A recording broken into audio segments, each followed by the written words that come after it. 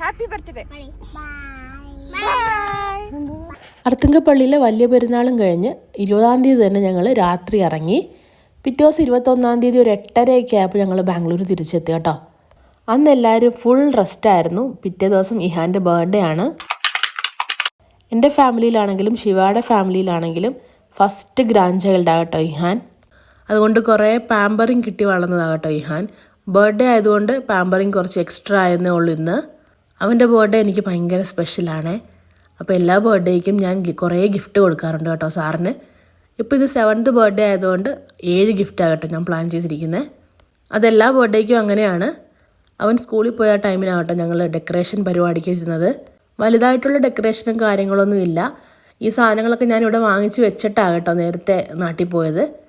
ചെറിയ രീതിയിലൊരു birthday party, അവൻ്റെ ഫ്രണ്ട്സും പിന്നെ ഞാനും അനുവും ഫാമിലി അത്രേ ഉള്ളൂ.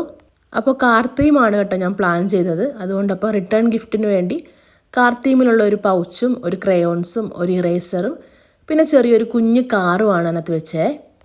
പിന്നെ കുറച്ച് സേമിയ പായസം കൂടെ റെഡിയാക്കിയിട്ടുണ്ടായിരുന്നു. അപ്പോൾ അപ്പുറത്തും ഇപ്പുറത്തുമൊക്കെ ഞാൻ കൊടുത്തു കേട്ടോ. ഞങ്ങളൊരു ലേ ഔട്ടാണേ. അപ്പോൾ 2-3 വീടേ ഉള്ളൂ അടുത്തടുത്ത്. അപ്പോൾ ദാ സ്കൂളിൽ നിന്ന് വന്നപ്പോൾ ആൾ ഈ ഡെക്കറേഷനൊക്കെ കണ്ട് ഭയങ്കര ഹാപ്പിയായേ. അപ്പോൾ അടുത്ത വിശേഷം അടുത്ത വീഡിയോയിൽ പറയാം. ബൈ.